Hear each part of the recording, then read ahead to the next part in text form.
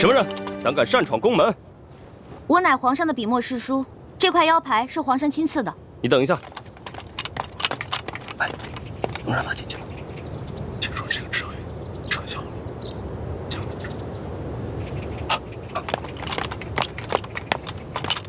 皇上有旨，笔墨侍书之职位已被撤销，这枚腰牌已经作废了。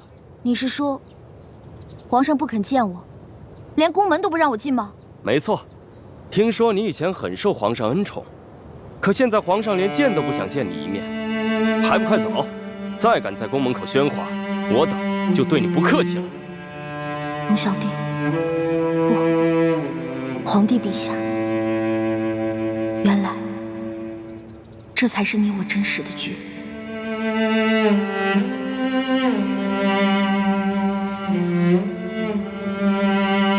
好，我走。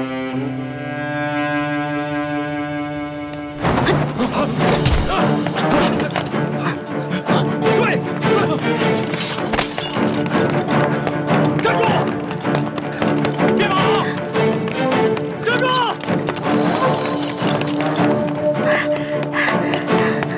拦住他！别跑！让开！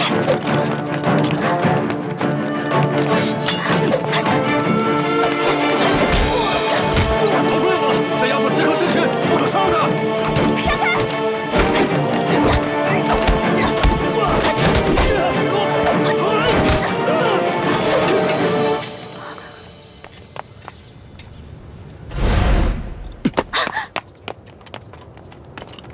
快滚！就你那三脚猫的功夫，还想强闯紫禁城？要不是头吩咐不能伤害你，10个你也早就人头落地了。快滚！好，龙小弟，你不见我是吧？我却非要见到你不可。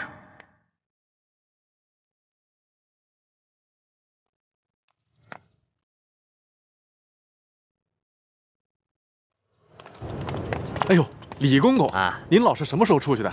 我们怎么没看见您出宫啊？咱家是奉了皇上的密旨，出宫办点差事，从侧门出去的。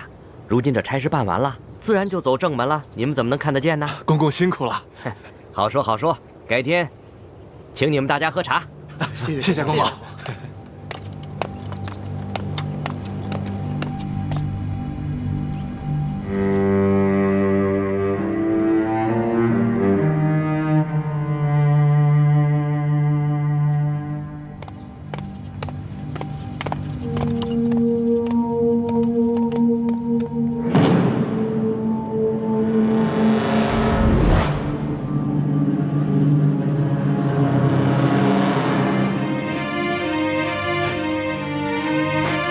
什么人？给我拿下！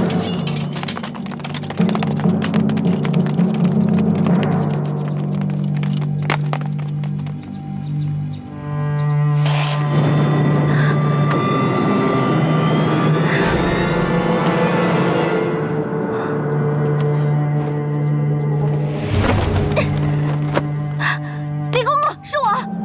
住手！啊，原来是侍书姑娘。啊，不对，现在没有侍书姑娘了，是李易欢姑娘。姑娘，你快走吧，皇上他不见你。李公公，麻烦您进去跟皇上说一下，说我来了要见他，万一他改变主意了呢？唉，没有用的，皇上已经说了，他不会见你的。哎，等一下，李公公，麻烦你帮我把这个手帕交给皇上。好吧，我给你试试啊。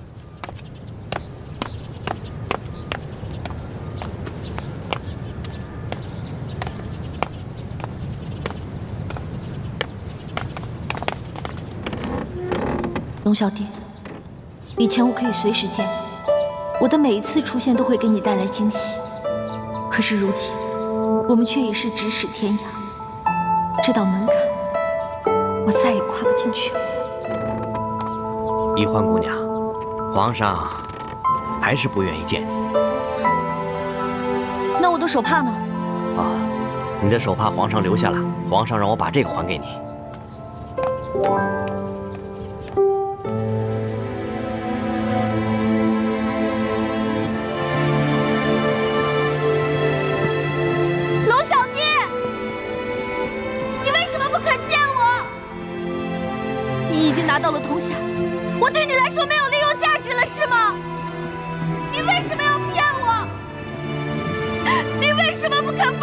叔哥哥，为什么？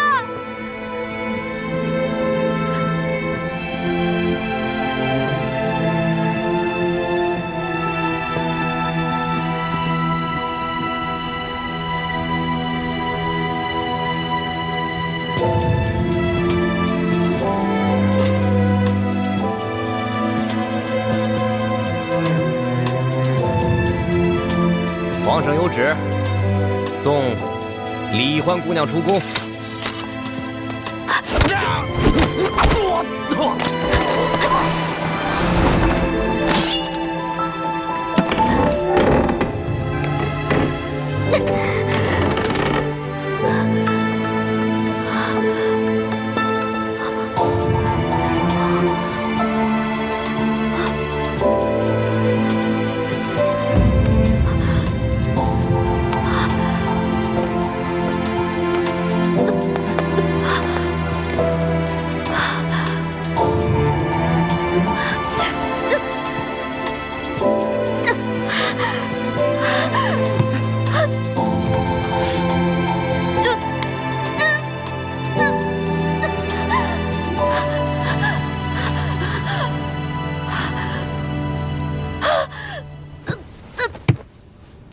一定又是在试探。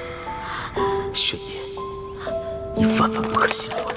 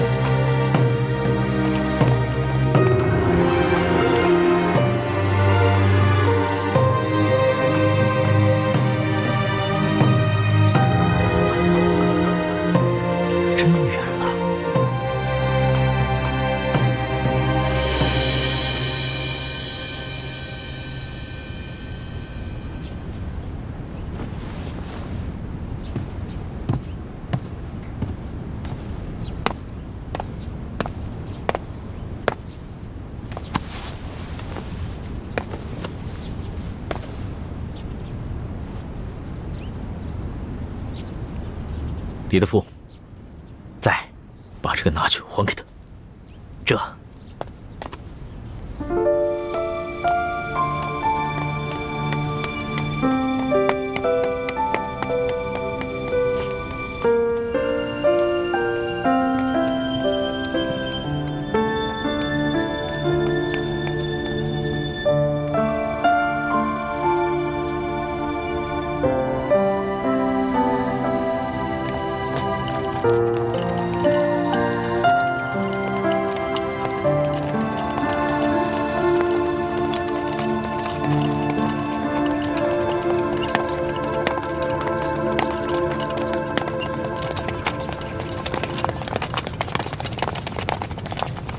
你们这是干嘛呢？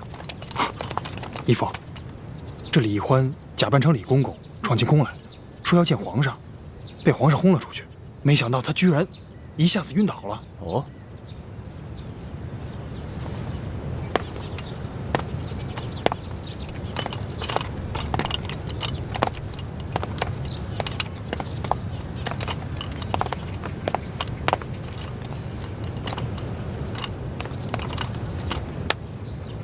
他这是真晕倒啊，还是假晕倒啊？身体这么沉，想必是真的晕倒了。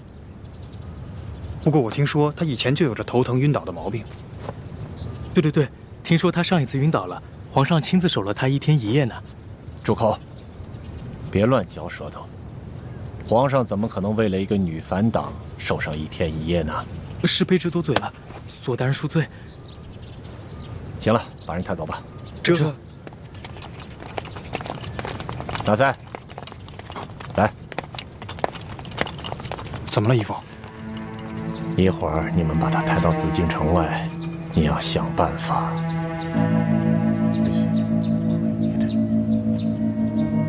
明白吗？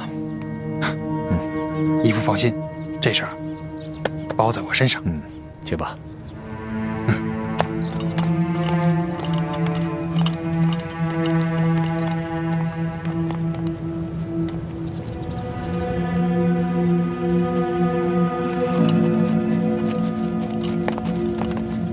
你们先下去吧。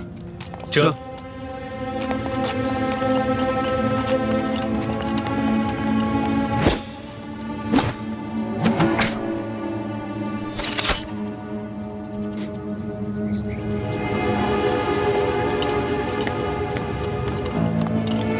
统领大人，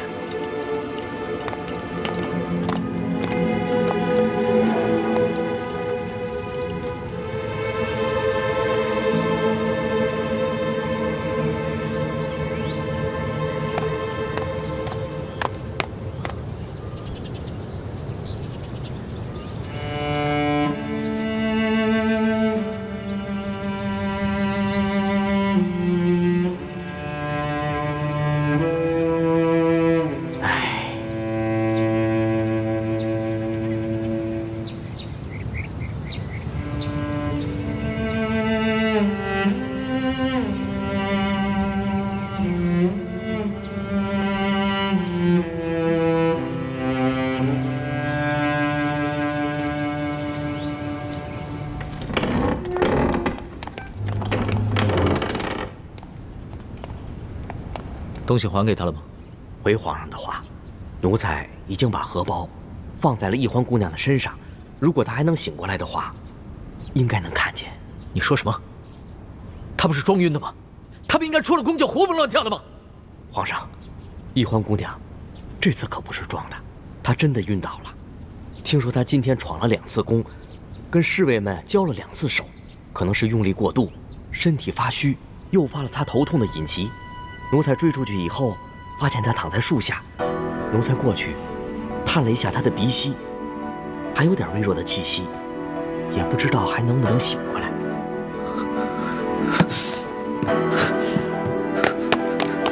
哎，皇上，皇上！哎，皇上！皇上恕罪，慢着点，皇上！皇上！怎么了，索大人？快！皇上怎么了？喂，回头我再跟你讲，索大人，我得伺候皇上去。皇上！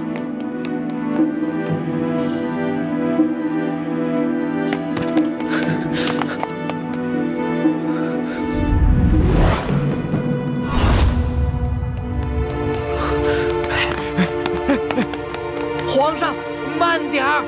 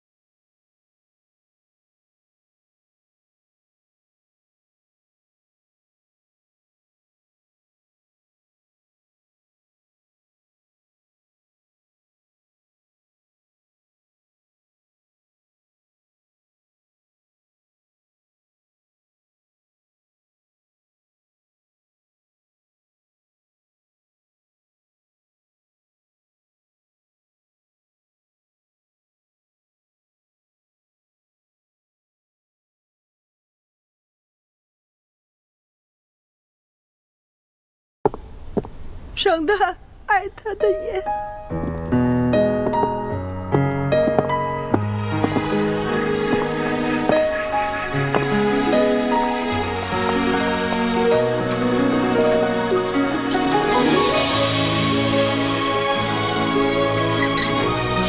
李欢，朕命令你现在就给朕醒过来，醒过来，不然朕就杀了你！朕诛你9族，把你剁成99、81块去喂狗！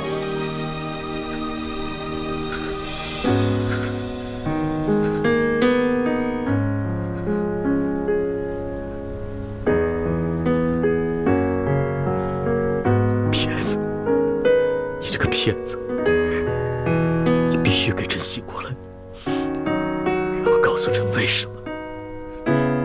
你骗就骗吧，装就装吧，这回你给朕来真的了啊！你要死也给朕死得远一点，别让朕看见你啊！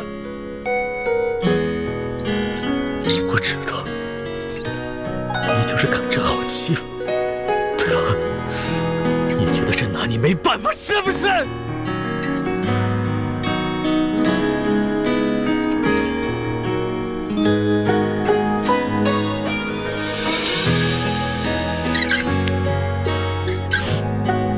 老大，你醒醒，醒醒！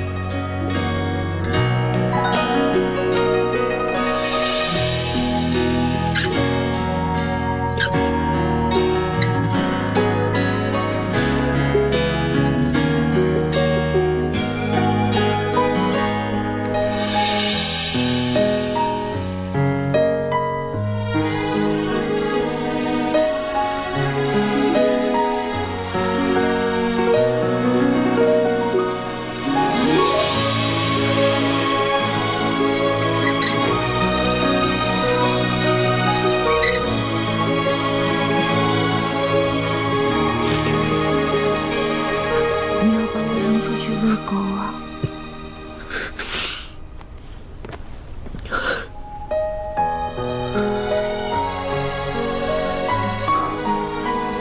龙小弟，你刚才给我喝了什么呀？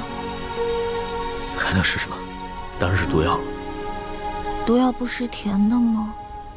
喝的这个不光苦，还很涩。要是毒药的话，还有没有啊？再给我多喝点吧。我现在这样半死不活的，好难受啊！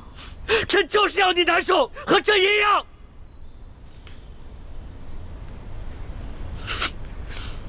当初发誓说好的，有福同享，有难同当。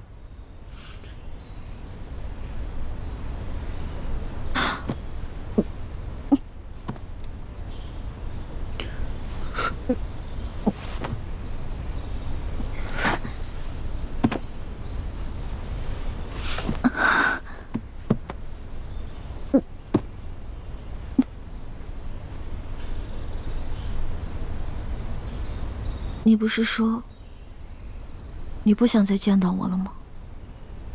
朕才没有要见你，是你自己厚着脸硬闯进来，逼朕见你。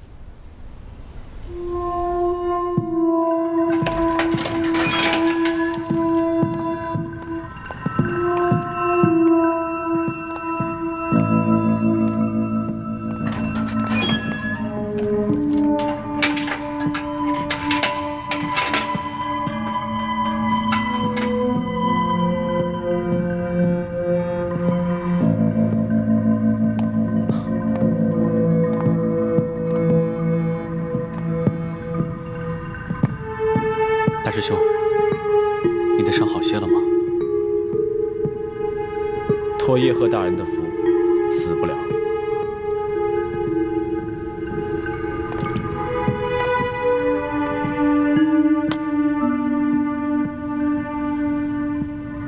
这是仙瑶的伤药，你连续服上个几日，内伤旧伤，应该也就无大碍了。叶赫大人何必破费呢？我一个死囚，喝这么好的伤药，岂不浪费？大师兄，你别恨我，我是没得选。如果我有得选，我宁愿做一个普通人。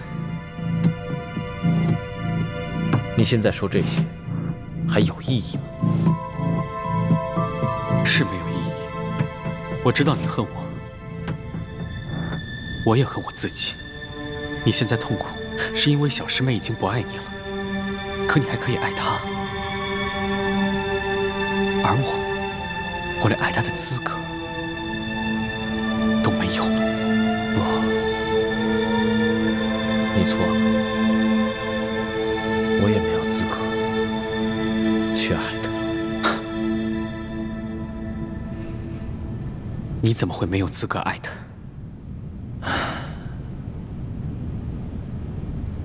易欢现在怎么样了？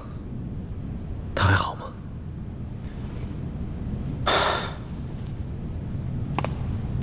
他答应皇上，要回去劝降你和师傅们。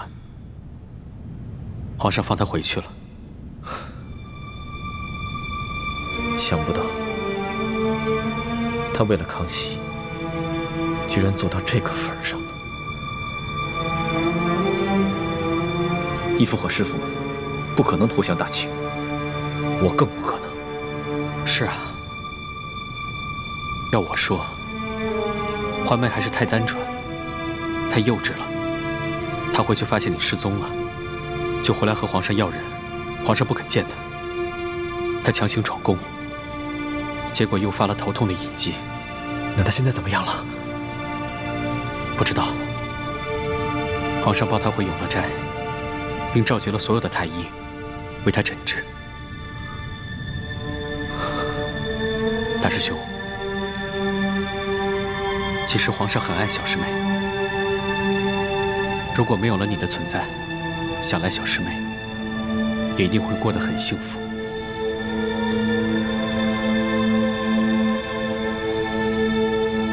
我明白了，反正我也活不了几天了。叶师弟，易欢在这宫里无亲无故的，又是那样一个性子，就算有康熙的宠爱，也会危机四伏。我死了以后，还望你对易欢多多照顾。你放心吧，你我虽然身份不同，立场各异，可对小师妹的心都是一样的。我宁可牺牲自己，也一定会保她周全。好，有你这句话，我还愿意认你这个师弟。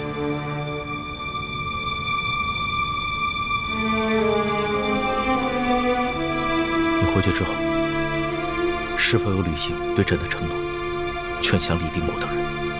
当然。骗子！那晚我跟你回宫以后，你是否履行了对我的承诺，放了朱哥哥？当然。骗子！所以，你才会找借口跟我翻脸是吗？朕要和你翻脸，还需要找借口吗？你本就是反党，既然无心归降，那你就是朕的敌人。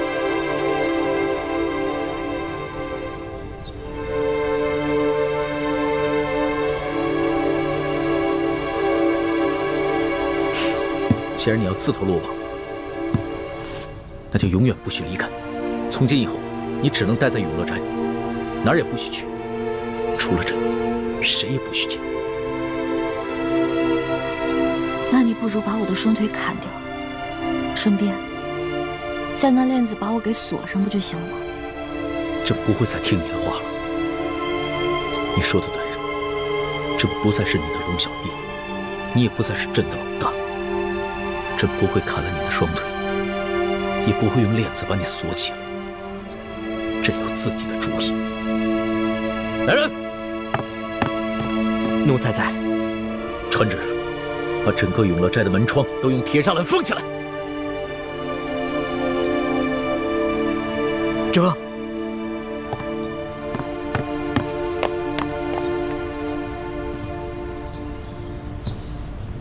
从今以后，在这个永乐斋，朕会每天给你送各式各样的好吃的，各式各样的华服。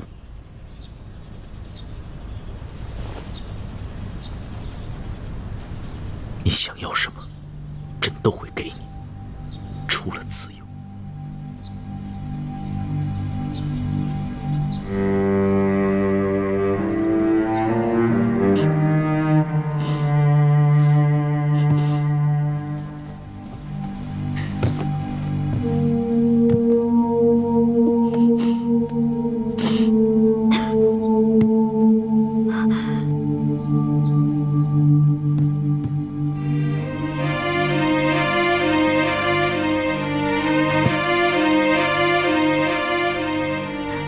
奴婢谢皇上恩典。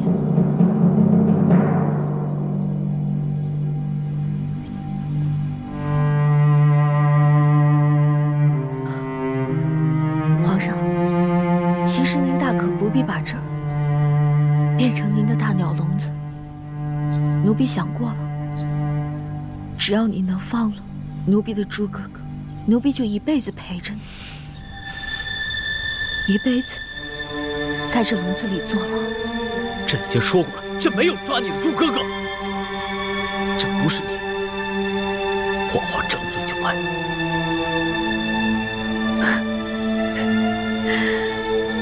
皇上不愧是95之尊啊，说起皇来，脸色不改，都不眨眼的。从今天开始，我不会吃你给我的任何美食。只要你不放了我的猪哥哥，你想囚禁我，让我变成你的笼中鸟，没门儿。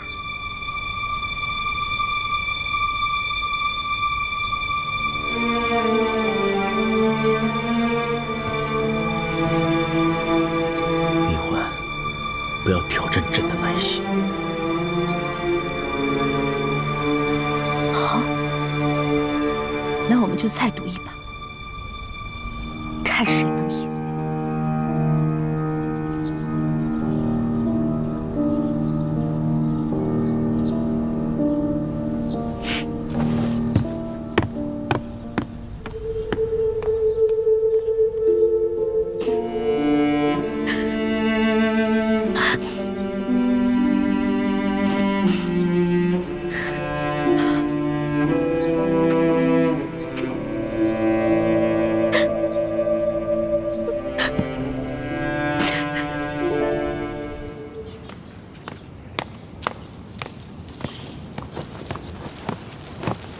皇上吉祥。孙儿给皇祖母请安。起来吧，皇上请坐。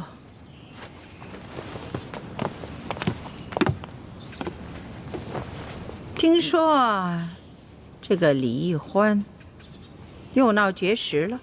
他口口声声说朕抓了朱慈轩，逼朕要人。这个朱慈轩也奇了怪了，莫名其妙就不见了。这朱慈轩他没有失踪，他是被关在天牢里了。什么？朱慈轩在天牢里？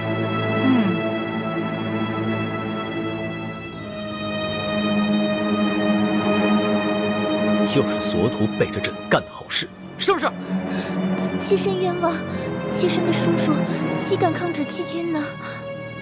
皇上，你不要把皇后给吓着了，这跟索图也没关系，是哀家下的懿旨，让叶赫父子去办的。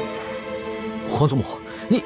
皇上，老太婆并不想干政，可是老太婆不能看着你养虎为患。至于这个小丫头李玉欢，一个女流之辈，你要留就留着吧。但是这个朱慈轩就不同了，他不仅是文武双全，而且他是前明的太子，身份特殊，哀家断不可留。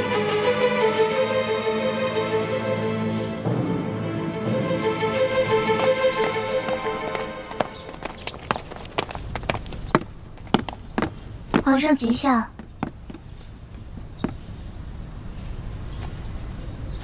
你们都退下吧。是。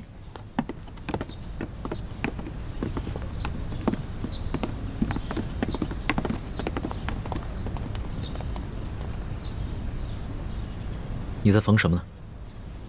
嫁衣，也是寿衣。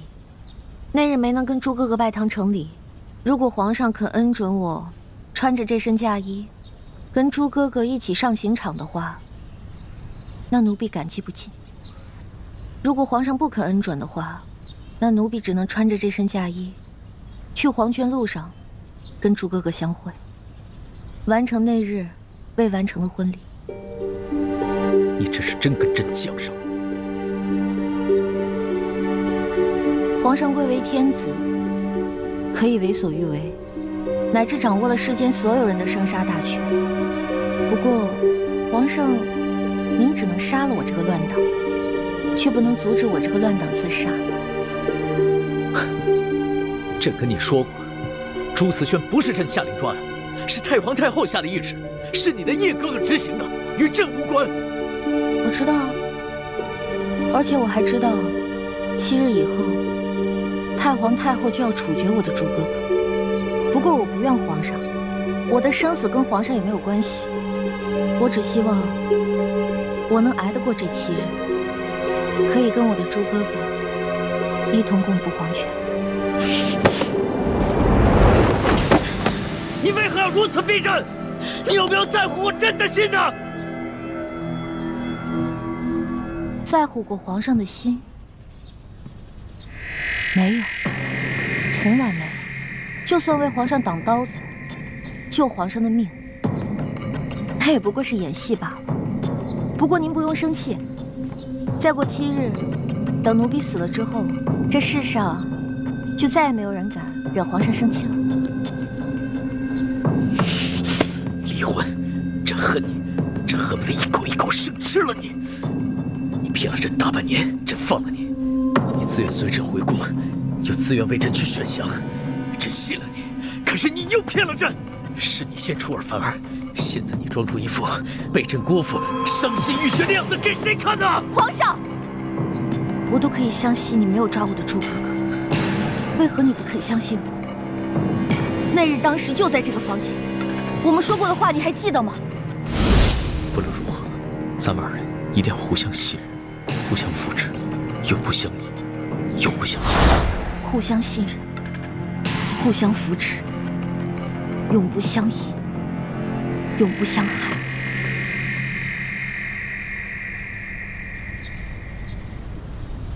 这次你真的没有骗朕。其实答案根本就不在我的嘴里，而是在皇上的心里。不过我有没有骗你，你有没有骗我，这都不重要了。反正皇上也救不了我，救不了朱哥哥。来人！奴才在。传耶和那拉莫生。这。李欢，7日你可敢在此与你的叶哥哥当面对质？为何不敢？如果证实了皇上冤枉奴婢的话，能否放得住哥哥？一个一心求死的人，没有资格跟朕讨价还价。现在饭吃了再说。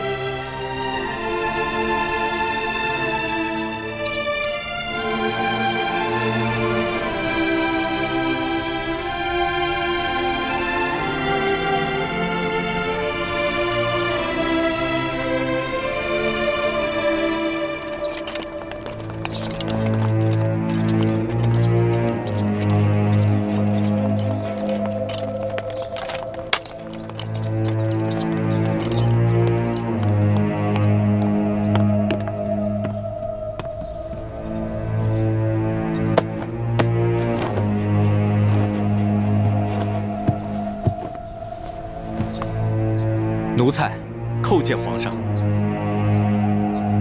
凭什么？谢皇上。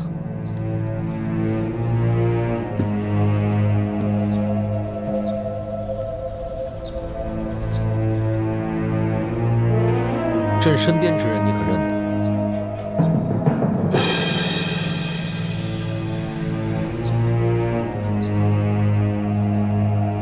认识。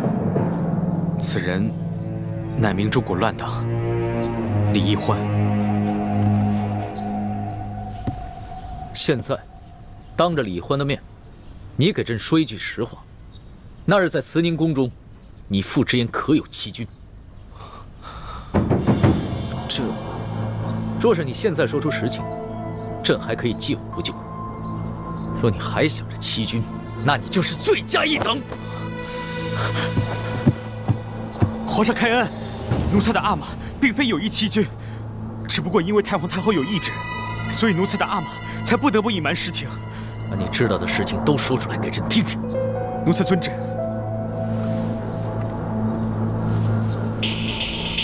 那日，李易欢回到乱党窝据点，找到了奴才，并且揭穿了奴才乃朝廷密探的身份。不过，易欢说，他曾经承诺过皇上要劝降李定国等人，所以同我约定，暂时先不揭穿我。奴才的阿玛并不相信易欢，所以命奴才盯着李易欢和李定国的谈话，他自己好去寻找机会盗取铜匣。等奴才进入到山庄大厅以后，听到。爹，我们为什么非要光复大明啊？只要全天下的老百姓过上好日子，这个天下姓朱或者爱新觉罗又有什么区别？混账！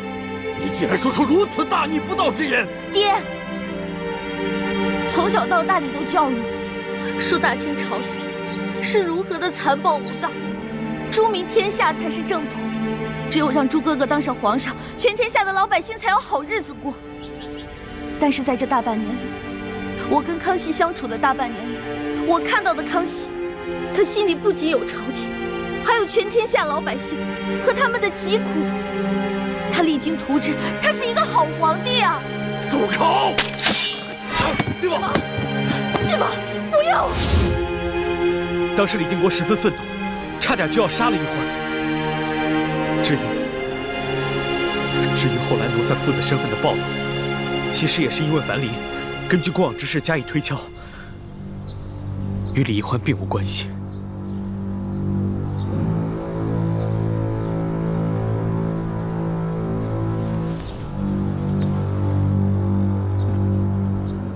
欢儿，是朕错怪了你。朕曾经说过，我们要互相信任，互相扶持，永不相依，也永不相害，是朕没有做的。皇上，您既然已经相信我没有负你，那你也不能负我。你答应过我，只要我肯留下来陪你，你就会放了朱哥哥。欢儿，此事你得容朕再想想办法。你怎么了？是不是头疼病又犯了？怎么了？不是头疼，是我心好疼，好像针扎一样。花儿，传太医，传太医！皇上，环姑娘这病十分的凶险，可又十分的蹊跷，倒不像是病，像是被人做了手脚。一群废物！你倒是给朕说清楚，他被人动了什么手脚？皇上，从脉象上看，臣判断好像是受了一种外伤，可是臣判断不出他伤在何处，此症无药可医，臣该死。听你的意思，朕只能眼睁睁地看着他死是吗？臣无能，臣该死。皇上，奴才也略懂医术，可否让奴才一试？穆生，你要是能把他救醒，那朕就赦了你们父子的欺君之罪。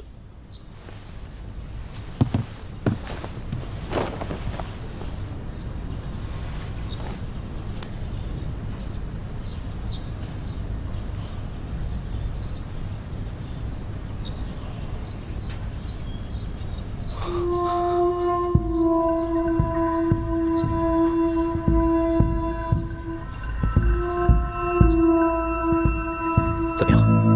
有什么发现没有？但从脉象来看，确实是查不出伤在何处。不过方才奴才用内力顺着他的气血寻找了一圈，才发现了端倪。他伤在何处？回皇上，他是被人从胸前的膻中穴注入了一根比头发丝还细的银针。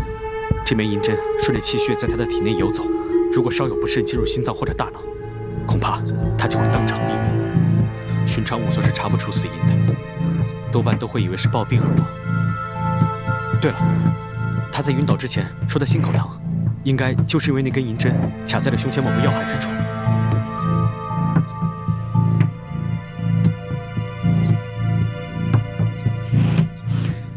那你有什么办法可以救他？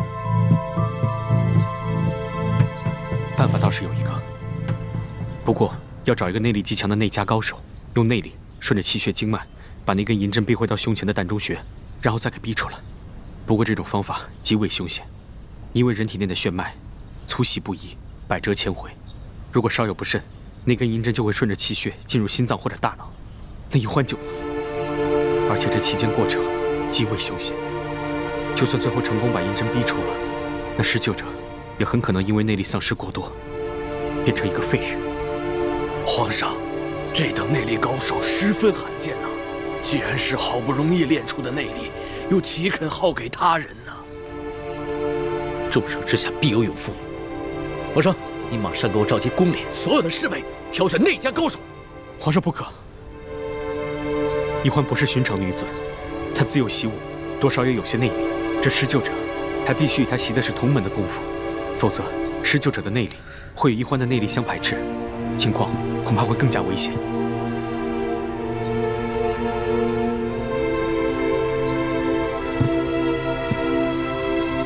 皇上，你也是从小在明珠谷长大，跟宜欢学的是同门的功夫，你也算是个内家高手，你可愿意为宜欢牺牲？皇上，奴才的命都是你的，又怎会吝啬这些内力呢？只不过奴才虽自小跟宜欢长大，习的也确实是同门功夫，但奴才私下里还习了阿玛祖传的家传内功，所以奴才的内功与宜欢也并非完全同路。这么说，连你也没有办法了。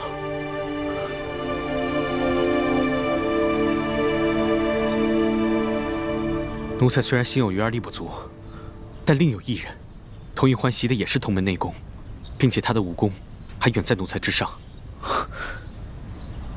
只不过什么呀？他是谁？你快说！只不过那人现在在天牢里，而且7日之后就要被处决了。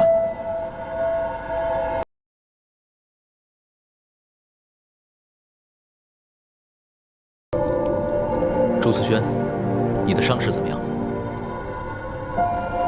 多谢关心，已无大碍。你知道今日朕为何前来吗？如果你是来劝降的，那我劝你不必白费口舌了。如果你是来送我上路的，那我只有一句话，请你好好待宜欢，因为他对你是真心的。如果有一天你对他的感情变了，也请你放他出宫，给他一条生路。你待宜欢，倒真是用情至深，也不忘他2度闯宫，求朕救你。朕今日来，既不是来劝降你，也不是送你上路，只要带你去见见宜欢。你居然肯让我见宜欢？老实说，宜欢对你也有一种很特殊的情愫。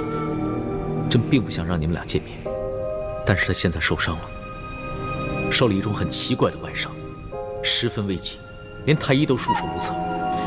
也许只有你能救他。宜欢现在怎么样？快带我去见他。朕会带你去见他，但是有一件事你必须要明白：就算你救了宜欢，朕也无法违抗太皇太后的旨意赦免你，你依旧要死。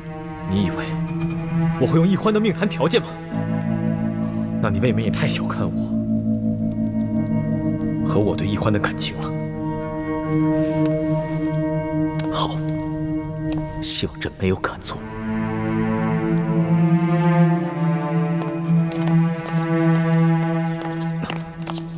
其实，你大可不必如此小心。宜欢还在你手上，你就算要放了我，我也不会走的。如果易欢那日跟你成亲，你的这番话，朕是相信的。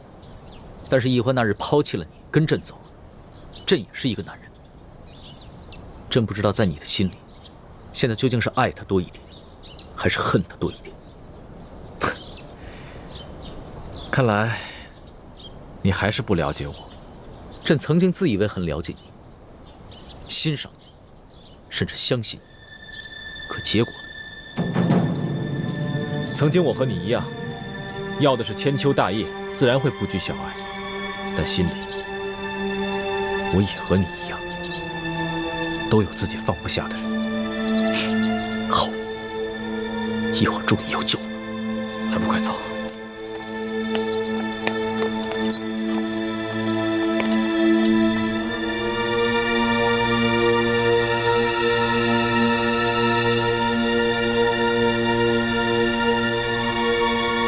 怎么样？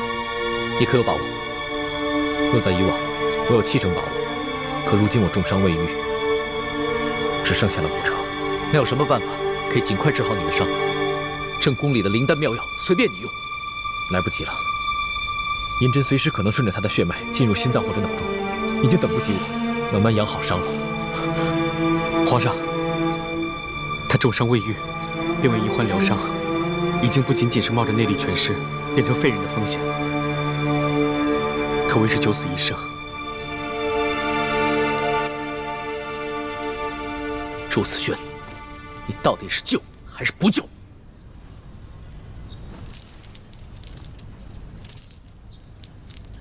但我有一个条件。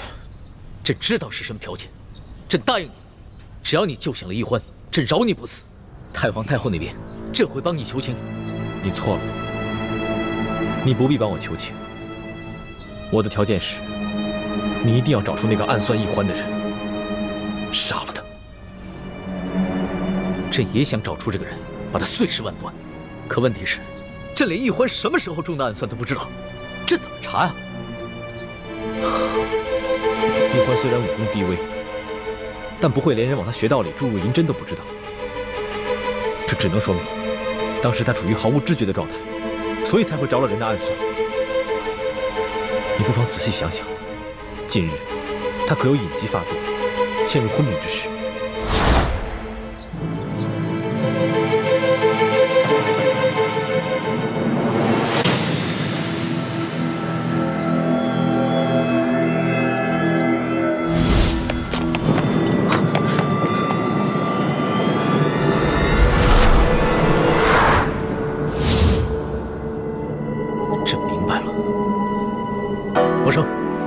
把那日易欢闯宫突发隐疾之后，把她嫁出去的那几个侍卫统统拿下。这，慢着！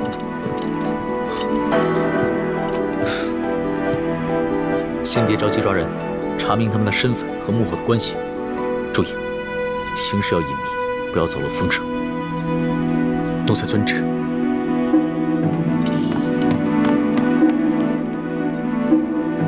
那些侍卫都是跟随已久的心腹。很清楚你对易欢的感情，在未获你的明旨之前，如何敢轻易暗算易欢？这只能说明他们是受人指使。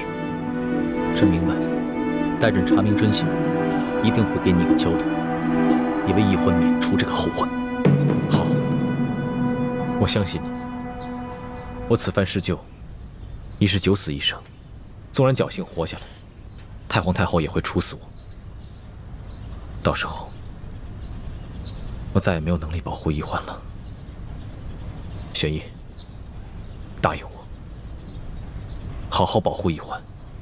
如果有一天你对他变心了，也请你放他一条生路，让他走了。好，朕答应你。那好，我现在可以放心的施救了。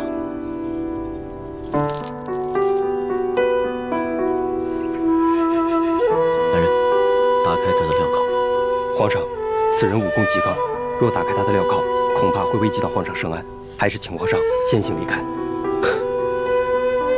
能让你如此谨慎，我朱慈轩虽败犹荣。朕不受你的激将，朕相信自己的眼光，更相信你对易欢的感情。马上打开镣铐，不得有误。这。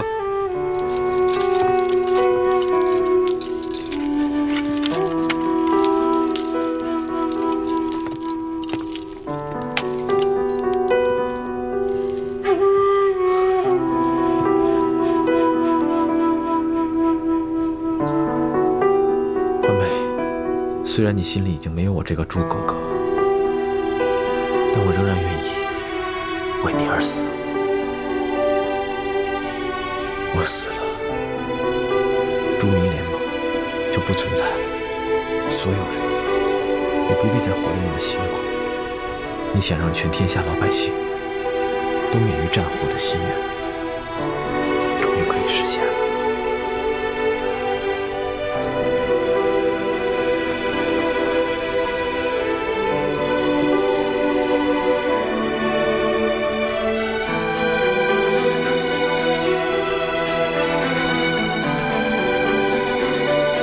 出去吧，不要妨碍我为他疗伤。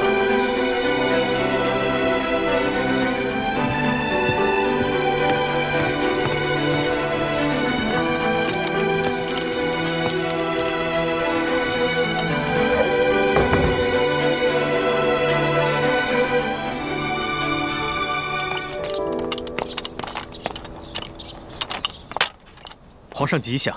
凭什么？怎么样？查到了一些什么？ 回皇上，奴才去内务府调查了当日那几个执勤侍卫的档案，摘录在此。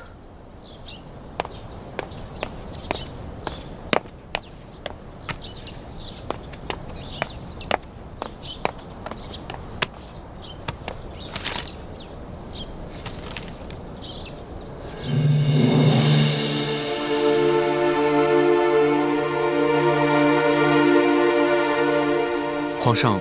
可有什么发现？朕心里有数了。此事暂且到此为止，谁也不许声张。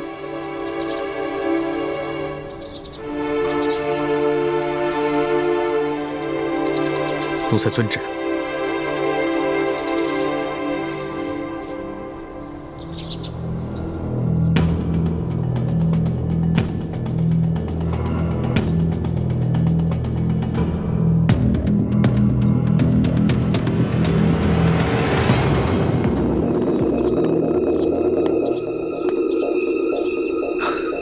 都1个时辰了，怎么还没有动静呢？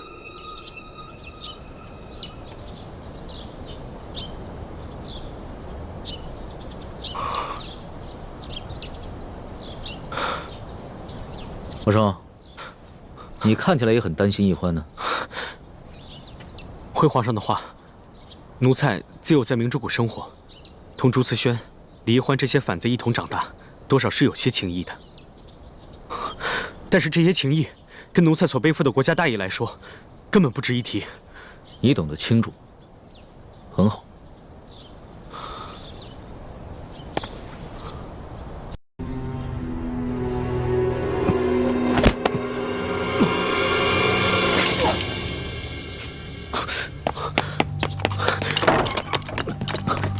花儿，花儿，花儿，花儿。 你不必担心，他已经没事了。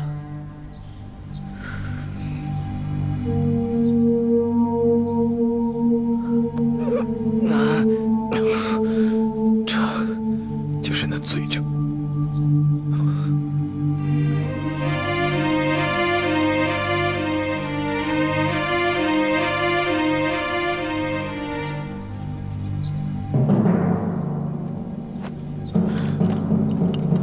你放心吧，朕绝不会放过伤害易欢的凶手。好，我放心了。轩逸，你不必再向太皇太后求情。反正我也和一个死人没什么区别了。我还有一件事求你。说吧。朕一定会帮你做的。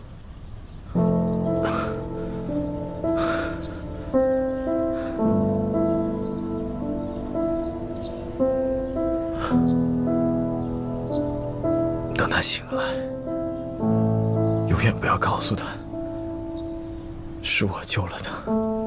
为什么？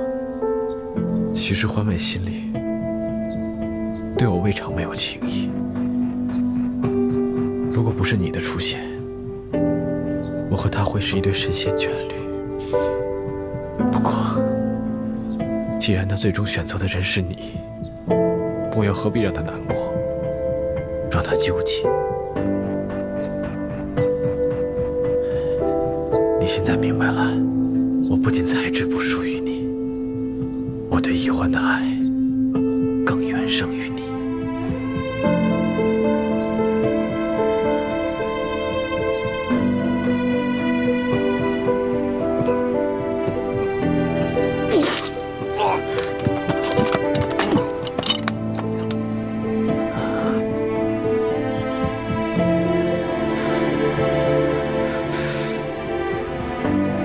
怎么样？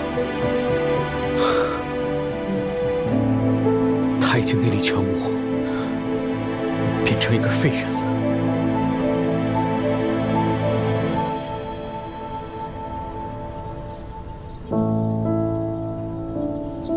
宣太医，务必用最好的上药保住他的性命。这……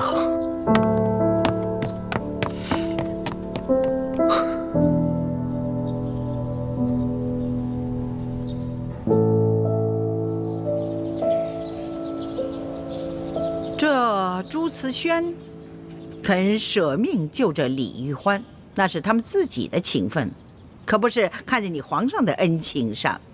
于公于私，于情于理，他们都是皇上不共戴天的敌人呢。皇上，你却心软了。皇祖母，孙儿不是心软，孙儿就是觉得吧，眼下朱慈轩已经是一个废人，这杀与不杀，都已经无碍大局了。我们可以像捐进鳌拜一样，把他给捐进起来。只要他不死，这朱明联盟的人就不敢轻举妄动，也就不会轻易闹事了呀。哀家跟皇上想的不同，他是前明最后一个太子，只要他还活着，哪怕是他是一个废人，那他也是这反清联盟的一面旗帜。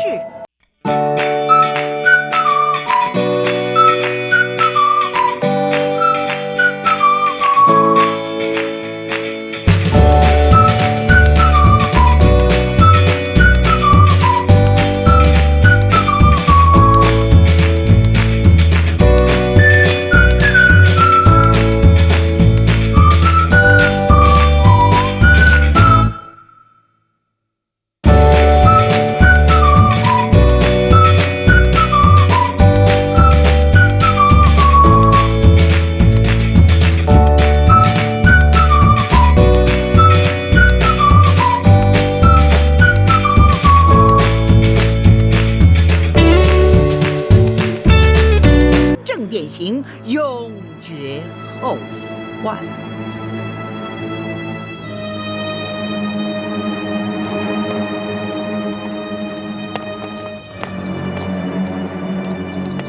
皇上，这朱慈轩要是死了，只怕易欢姑娘永远都不会原谅皇上。朕现在也正为这个烦恼。老东西，你有没有什么办法？哎，办法倒是有一个，不过请皇上体恤奴才，千万别说这个办法是奴才说的，要是太皇太后知道了，饶不了奴才。你放心吧，朕身边也没几个会办事、能办事的人才。再说了，从小就是你伺候朕长大的，没了你，朕也会不习惯。多谢皇上体恤。其实奴才这个办法挺简单的，4个字：李代桃僵。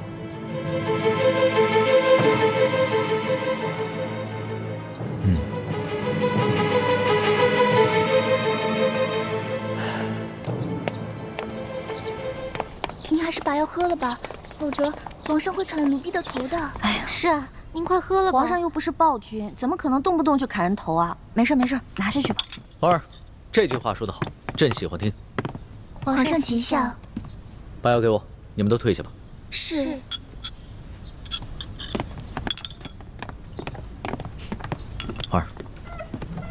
我都说了，我已经好了，你别再给我喝这些苦了吧唧的东西了，行吗？你要是想知道你朱哥哥的消息，那就把这碗药给喝了。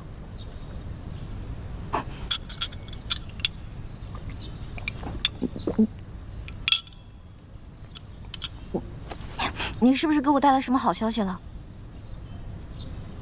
也不算是什么好消息。太皇太后不肯赦免朱慈轩。那你一定还有其他办法的，对不对，龙小弟？你看，我都没有骗你，你也不会骗我的，是吧？朕是不会骗你，但是朕不能明着和太皇太后还有一帮支持太皇太后的文武大臣们对着干。所以呢，朕思来想去，只有一个办法。什么办法？找一个死囚，易容成朱慈轩，把他送到菜市口，明正典刑。这样的话，朕就可以塞住太皇太后还有重臣的口。朕在暗中找个机会，把真的朱慈轩给放了。谢谢你，龙小弟，你果然是言而有信的好皇帝。你呀，你先别急着给朕戴高帽。朕这么做是有条件的，你必须一辈子都在这宫里，永远陪着朕。其实，我之前都已经想好了，如果你真的能放得朱哥哥，那我就留在宫里陪你一辈子。不过，我只能做你的红颜知己，不能做你的嫔妃。不是，那怎么行呢？那朕每日放一盘烤鸭在你面前，只许你看，不许你吃，那算什么呀？龙小弟，我心里怎么想的，难道你不明白吗？我对你是情爱，对朱哥哥是情义，我对你有愧疚，同时对朱哥哥也有愧疚，我心里放不下你，但是又不能太对不起朱哥哥。如果你觉得不公平，那好，从此以后我不再吃美食，不再吃烤鸭，你每日只需要给我一些清粥小菜，不让我饿死便足矣了。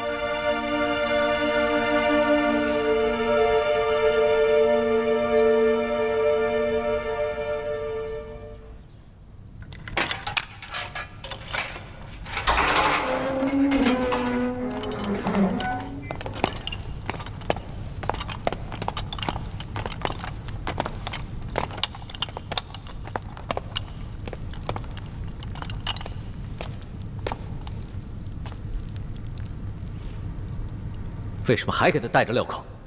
还不赶紧去了！这。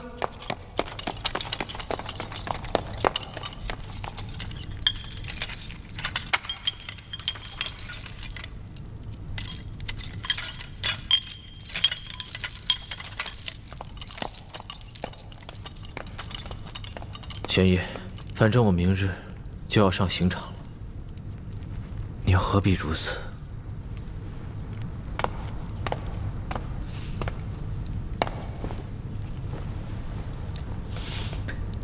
朱慈轩，你我虽是不共戴天的仇敌，又是情敌，但你我二人也算是惺惺相惜的知己。尤其是你救了易欢，朕的心里很是感激。我救易欢，是我跟易欢的情分，与你无关。不过你别忘了，你承诺过我，要找出那个暗算易欢的人，杀了他。为易欢除掉后患。那个人朕已经查出来了，但是朕现在还不便对他动手。你自诩天子，却言而无信。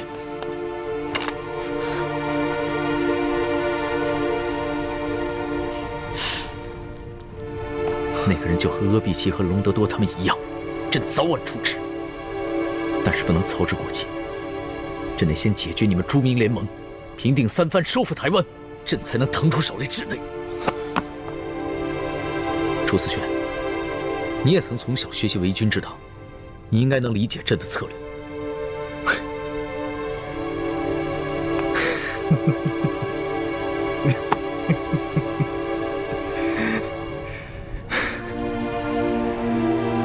玄烨，你觉得我还会相信你吗？你不相信朕，朕的心里很是遗憾。但假以时日，朕一定会证明给你看，什么才是帝王之心。我等不到那一天了，你去证明给一欢看吧，别让他对你太失望。谁说你等不到那一天？朕已经答应一欢，今夜就放你出宫。所以，朕此次前来，算是提前为你送个行吧。你要放了我？若是没有你这样的敌人来见证朕的文治武功，那朕为帝的乐趣岂不是要大打折扣？但是，朕也有一个条件。我说过，如果你是来劝降的，那就免开尊口吧。朱慈轩的朱慈轩，你说朕不了解你，现在看来，你也不了解朕吗？朕知道，朕放你归去后，犹如放虎归山。虽然你的武功尽失，但以你特殊的身份和才智，你仍然会带领朱明联盟，成为朕的心腹大患。但是朕，并不是要把你们这些反党斩尽杀绝，朕要你们心悦诚服地臣服于朕。诸葛亮尚能七擒七放猛虎，朕堂堂天子，难道还比不上诸葛丞相？这一次，的确是我小看你了。你应该还有别的条件吧？朕放你归去之后，从此要么你亡命天涯，要么你臣服于朕。但是不论哪种结果，你都没有资格再与朕争抢一欢。一欢虽然已答应留在宫里陪伴着朕，但是因为他心里怀着对你的一丝愧疚，不肯做朕的女人。朕需要你帮帮朕。这我可帮不了你。一欢虽然任性单纯，却有自己的原则。就像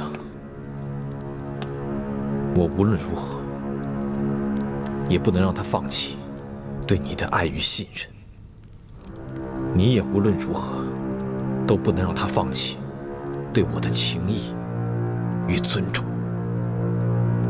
你不是口口声声说你比朕更爱一欢吗？既然你都不想让他知道是你牺牲自己救了他，既然你都不想让他为难与纠结，那你为何不做得彻底一点？既然你都知道你们今生再无可能，那你为何还要在他心中强占一席之地？朱思轩，朕和你不一样，朕是天子，无论是江山还是美人，朕都无法与任何人一起分享。如果一欢他不全心全意地对朕，那朕还怎么全心全意地对他？这后宫就犹如朝堂，那危机四伏之地。你让朕杀了暗算一欢的那个人，就真的为他免除了所有的后患。你错了，唯有朕的真心，才是对一欢最好的护身符。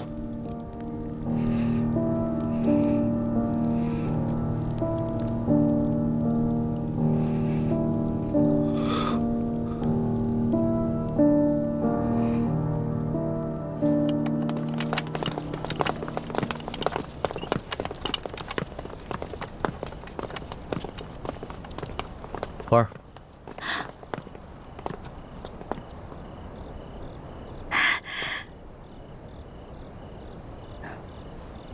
人你也亲眼见到了，也该放心了吧？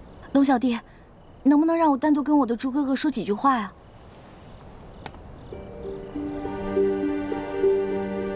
好，不过你们要抓紧时间，赶快送他离开紫禁城，不然的话，恐怕夜长梦多。我知道了。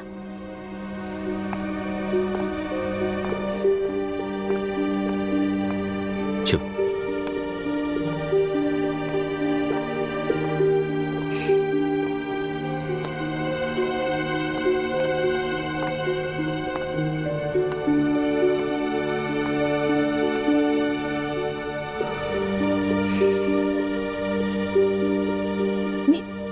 你怎么瘦了这么多，脸色也苍白了？他们是不是虐待你了？我没事，我很好。叶师弟虽然抓了我，但毕竟是兄弟一场，一直在暗中照顾我。可是为什么感觉你跟之前不一样了？你的眼神跟以前比完全没有了神采。我刚从牢里放出来，病也才刚好，自然会憔悴一点。等出宫以后，让三师傅帮我调理一下，自然会好起来的。朱哥哥，对不起啊，都是因为我。如果不是我，你也不可能被抓起来，叶哥哥也不可能会暗算。的确是你害了我，我没想到，我们10多年的青梅竹马，竟然抵不过你跟康熙大半年的朝夕相处。不过这样也好，我总算明白了，谁才是真正值得我去爱的人。没有别的事的话，我先走了。倾城还在外面等着我呢。雪姐姐，什么意思啊？我没听懂。有件喜事，忘了告诉你了。那夜，你跟康熙走后，是倾城找到了我，救了我。我跟倾城已经成亲了。你说的是真的假的呀？此事有关倾城的名节，我怎能开玩笑呢？环美，其实以前我之所以对你好，是因为我觉得我们从小就有了婚约，我只能对你好，哪怕我觉得倾城才貌双全，温柔体贴，更让我心动，我也只能把这份感情放在心里，从来没有说破过。直到那天晚上，你在婚礼上逃了婚，这反倒给了我和倾城一个难得的机会。我和倾城都很感谢你。朱哥哥，我实在不知道该说什么了。这件事我居然不知道，但是朱哥哥，我真心替你跟雪姐姐高兴，真的不容易，真的，我真心祝福你，永远幸福，早生贵子。好，我也祝你跟康熙永远幸福，白头偕老。环梅，你不妨跟倾城比一比，看谁生的孩子多，谁才是一个称职的娘亲。这个朱思轩，倒真是个至情至性的人。可惜啊，若他不是朱明王朝的太子，那朕一定会和他成为惺惺相惜的知己的。皇上肯三放朱慈轩，并称赞他的为人，仅于这份胸怀，就已经不愧为圣明天子了。这个朱慈轩，虽然才德兼备，也算是人中俊杰。只可惜，他不识大事，不知变通，又怎么能跟皇上相提并论呢？你这话倒是说得很合朕的心意。也是，一个人再有才，那也得识大事，知变通，否则终究是一个项羽之流的悲情豪杰。徒让后人传唱于兮于兮，图奈我何？朱哥哥，你别看龙小弟后宫佳丽3000，但是真正爱他的没有几个人，所以我想陪着他，监督他，让他做一个好皇帝。但是嫔妃，我可能做不了。为什么？我和倾城成了亲，倾城才是名副其实的太子妃。光复大明的任务，就是我和倾城的责任，跟你没关系了。因为有爹跟师傅们，所以……傻丫头，女儿不是儿子，只有儿子才有资格继承父业。嫁出去的女儿就像是泼出去的水，你不必太在意你爹还有师傅们的态度。更何况，他们知道我和倾城成了亲，你爹他们也不会再逼你了。别再为难自己了，只有你过得好了，我跟倾城才能过得好，不然我们夫妇会觉得愧疚的。说什么呢，朱哥哥？你们从来没有愧对过我，都是我在愧对你们。你还不知道我？我每天会让自己过得开开心心的，你不用担心我。那就好。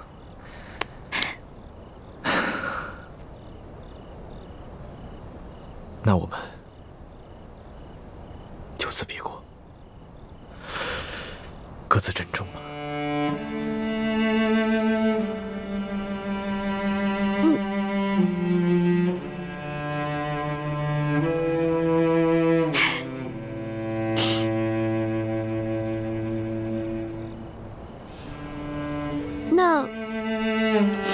那我送你吧。不用了，我走了。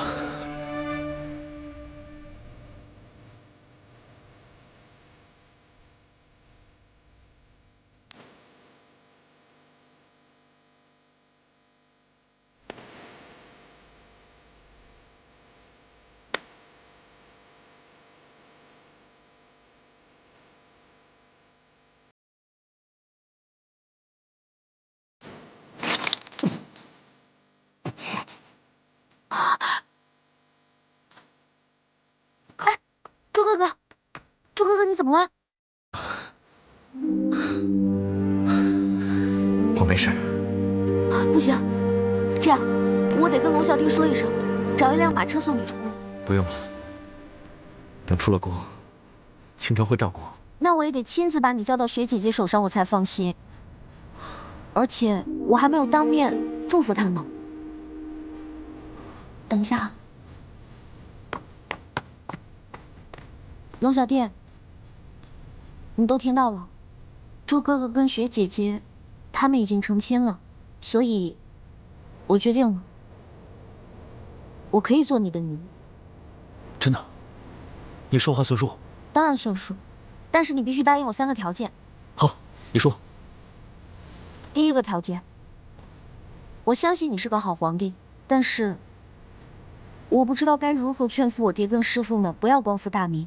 但若有一天他们败了，请你手下留情，不要赶尽杀绝，放他们一马，可以吗？好，朕答应。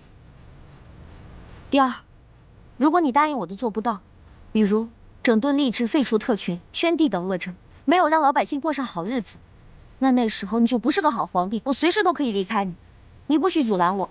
朕答应。第三，虽然朱哥哥主动跟我解除了婚约，但是我不能无父无长，我必须回去告祭祖宗，给我父亲还有师父们一个交代。等到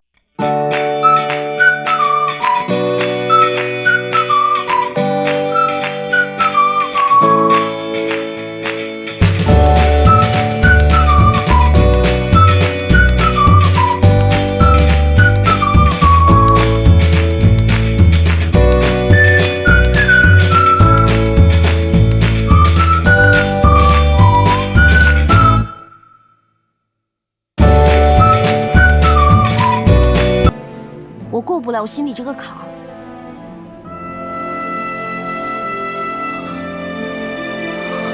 既然朱哥哥你都敢放，为什么不敢放我？已经决定赌了，何不赌一把大的？好，那朕就跟你赌一把大的。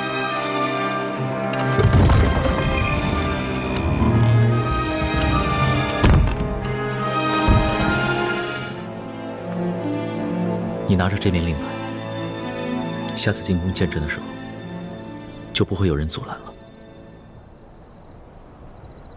龙小弟，我一定会回来的。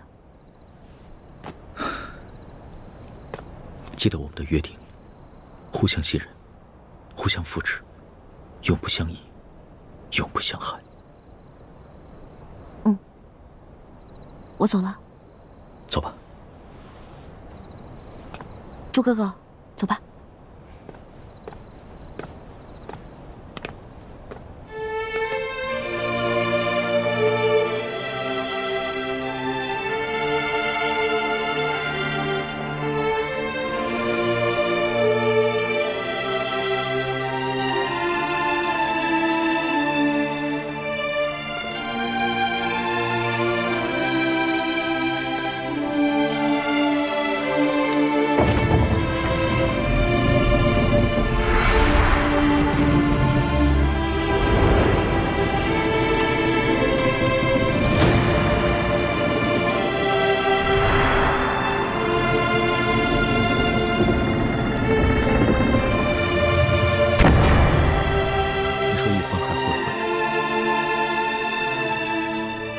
皇上，以奴才对奕欢的了解，他一定会回来的。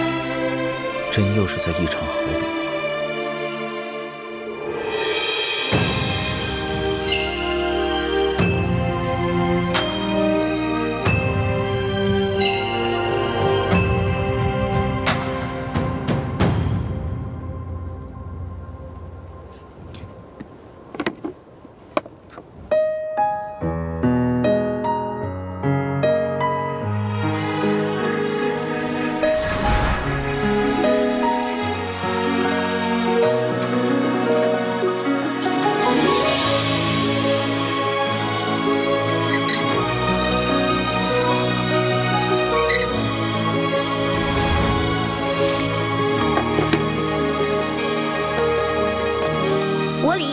我龙三，今日对着月亮起誓，结为异姓兄弟。从今往后，有福同享，有难同当，永不背弃。同甘共苦，同生共死。如有违誓，天打雷劈。爱已来，卷风沙，恨不过。龙小弟，你是一个好皇帝。经过的星辰如马，望不穿雨中的他。这一生月光花，能否带他舍得心归家？愿做他掌上的明珠，献上我纯真的祝福。回忆中的路，开满花簇，绽放半世的光速。愿做他掌上的明珠，献上我纯真的祝福。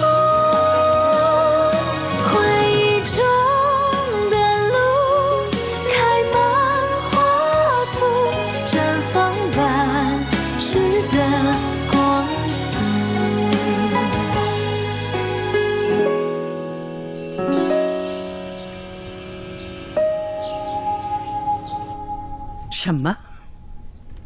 皇上罢朝了？是啊，太皇太后，已经3日了。自从皇上亲政以来，还从未如此荒废过朝政。这3日，皇上不仅不上朝，还把自己关在乾清宫中，谁也不许进去，谁也不肯见。想不到，哀家最担心之事，还是发生了。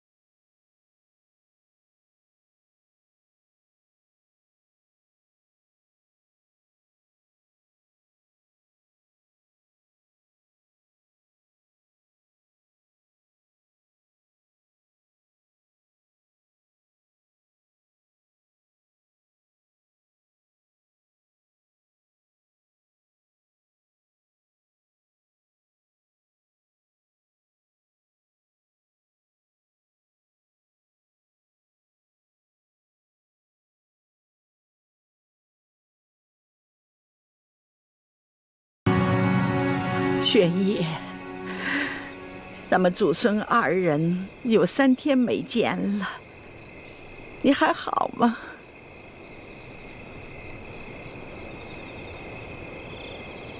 皇上，能不能开开门，咱们祖孙俩说说话？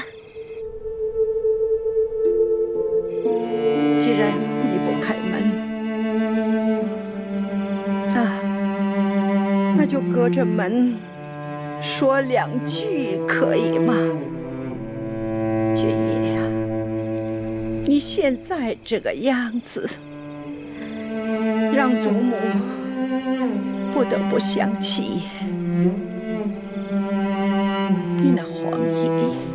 记得那是崇德6年9月13日，你皇爷爷镇守嵩山呢，指挥8旗子弟浴血奋战呢。不料忽得听闻，哀家的姐姐海兰珠病倒了，她竟然不顾一切要返京。这一路上不休不眠呐，真是日夜兼程啊！终于在第5日，他终于赶到了京城，可是却没有见到海兰珠。他心情大痛啊，又是不食不眠呐，昏迷不醒啊。虽然被太医救起，可是他言语混乱，形同疯癫。就这样，不久抛下了祖母和你那可怜的6岁的阿妈一走了之。你听得明白，爵爷？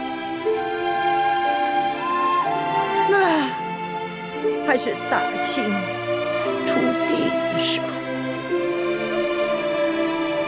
朝野上下呀是危机四伏。祖母啊，为了你的皇阿玛，为了大清朝，我耗尽了我的全力，好不容易把你的皇阿玛养大成人，又扶上了龙椅，可是他又像你的皇爷爷，为了一个董鄂妃，一言难尽呐。祖母说不下去了，他仅仅24岁呀，又抛下了祖母和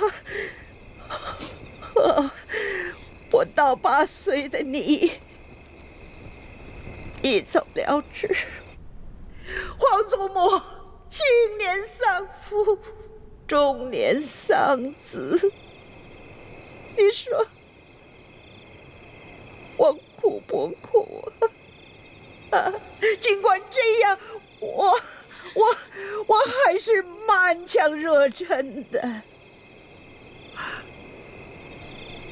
为了你，为了大清朝，我用心把你养大。雪姨呀，你已经亲政了，这龙椅已经坐稳了，可是你为什么还要步他们的后尘呢？皇祖母知道，爱新觉罗家族的男人们是有情有义，可是太痴情了。你要知道，你是一国之君呐，你要为你的臣民，为了你的大清朝去着想啊，皇上。你如今连个子嗣都没有，难道从今往后，我们祖孙2个让后人去唾骂我们作为千秋罪人吗？皇上，请开门吧，皇上，皇上，雪姨。